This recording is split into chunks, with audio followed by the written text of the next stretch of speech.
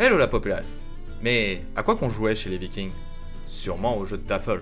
Ce sont des jeux de plateau ou de table, Tafel désignant la table en norrois, que l'on pratique principalement en Scandinavie, en Islande et dans les îles britanniques, à partir du Moyen-Âge. Les traces les plus anciennes que nous avons retrouvées sont aux alentours du 8e siècle. Les jeux de Tafel sont tous des jeux de stratégie se jouant à deux, ayant des caractéristiques communes qui sont un plateau de forme carrée, un agencement des cases symétriques, un nombre de pions inégal, un système de prise par encadrement, des objectifs différents pour chaque joueur et un roi.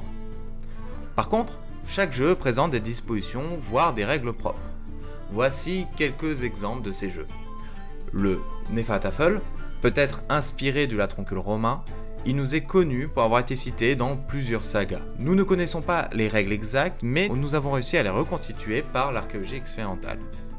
Le Taolboard, une variante galloise documentée au XVIe siècle par un certain Robert ap Ifan.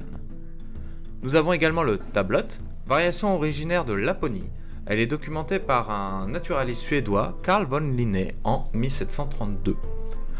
L'Alea Evangelii, joué à la cour du roi anglais à Æthelstan au Xe siècle, il a comme grosse particularité de se jouer sur un très grand plateau de 19 par 19 et d'utiliser les intersections au lieu des cases. Mais comment qu'on y joue?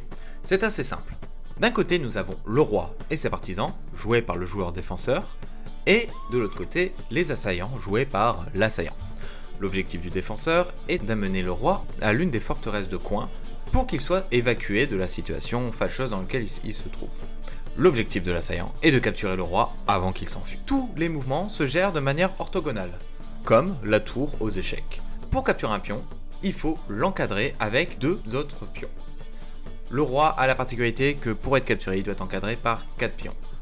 Et voilà, vous connaissez la base des règles du Hnefatafl. Sachez que ces règles sont relativement similaires pour les autres jeux, mais avec quelques petites subtilités qui peuvent varier.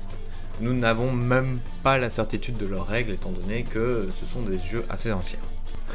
La pratique des jeux de Tafel a été petit à petit éclipsée par celle des échecs, mais ceux-ci réapparaissent avec la publication en 1980 de The Viking Game, qui est une reprise moderne du Tablot. Ces jeux sont pratiqués aujourd'hui de manière régulière et même une fédération est née en 2011, la Fédération mondiale de Tafel, qui organise tous les ans un championnat du monde.